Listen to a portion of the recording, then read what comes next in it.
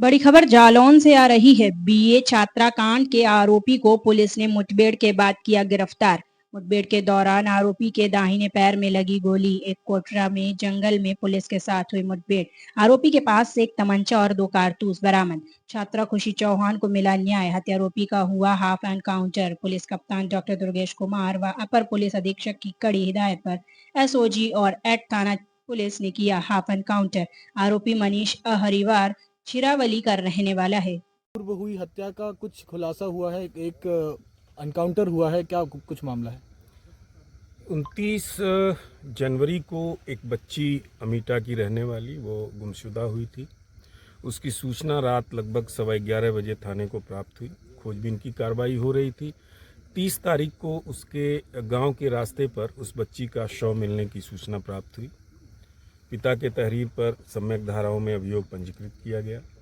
क्योंकि यह घटना महिला अपराध से संबंधित था, इसे गंभीरता से लेते हुए 7 टीमें गठित कर इसके अनावरण का प्रयास किया जा रहा था, जिसमें सीसीटीवी, धरातली सूचनाओं को डेवलप किया गया। तो ये जानकारी प्राप्त हुई कि बच्ची ईट तक 5:45 तक पहुंची थी। उसके बाद टेम्पो से वहां से मूव की है, उस पर कंसंट्रेट किया गया। उस टेम्पो चालक को ट्रेस किया गया जिस पर वो बैठ कर गई थी। ये जानकारी हुई कि एक व्यक्ति उस टेम्पो में बैठा हुआ था। जहां ये बच्ची अपने गांव के रास्ते पर उतरी, वहां वो भी उतरा। उतरने के बाद वो उसके पीछे गया था। उसके विषय में पूरी जानकारी की गई। सीसीटीवी फुटेजेस में वो कैप्चर हुआ। टेम्पो वाले से पूछताछ हुई, अन्य साक्षियों से पूछताछ हुई, तो पता लगा ये मनीष पुत्र वीरेंद्र जो छिरावली का रहने वाला है, वो गया था। दूसरे दिन कोच में पुनः वो देखा गया। उसके चेहरे पे चोट के निशान थे। उसके विषय में पूरी जानकारी करने के बाद घटना में उसकी संलिप्तता पाते हुए उसे वांछित किया गया। आज एसओजी प्रभारी और प्रभारी निरीक्षक 8 को ये सूचना मिली कि 8 छिरावली मार्ग पर बने पुल पर वो कहीं जाने के लिए, भागने के लिए बैठा हुआ है। इस पर ये लोग आए, इनको देखते ही वो भागा, पीछा किया गया। तो उसने पुलिस पार्टी के ऊपर 2 राउंड फायर किया। बाल पुलिस पार्टी बची। आत्मरक्षार्थ इन्होंने भी 1 राउंड फायर किया। गोली उसके पैर में लगी और उसको हॉस्पिटल रवाना किया गया है। प्रारंभिक पूछताछ में उसने बिल्कुल वही घटना बताई जो टेम्पो वाले और वहाँ के चक्षुदर्शियों ने कहा था। जब बच्ची टेम्पो से उतरी, पीछे पीछे ये भी गया। जाने के बाद सुनसान जगह देखकर उसके ऊपर यौन हमला करने का प्रयास किया।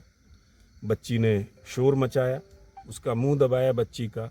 उस दौरान उसकी मृत्यु हो गई और उसके डेड बॉडी को नीचे खंती में पानी में डाल दिया और वहां से फरार हो गया। अब चूंकि घायल था, अभी विस्तृत पूछताछ संभव नहीं थी।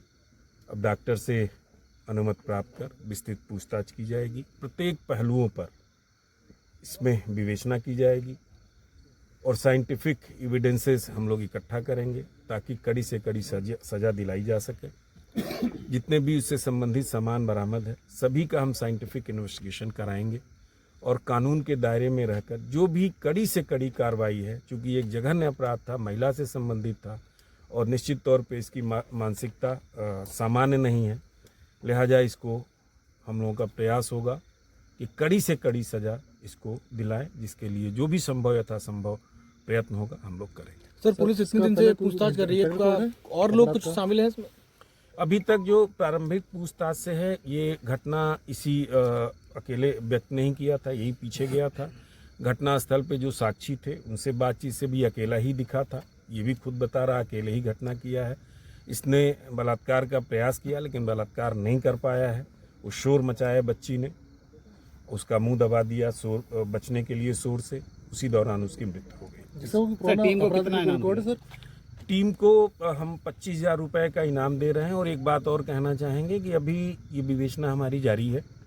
इसको और गहराई से, यद्यपि जो चीज़ें हैं लगभग स्पष्ट हैं, लेकिन और गहराई से कोई भी पहलू, कोई भी बिंदु हम इसमें छोड़ेंगे नहीं।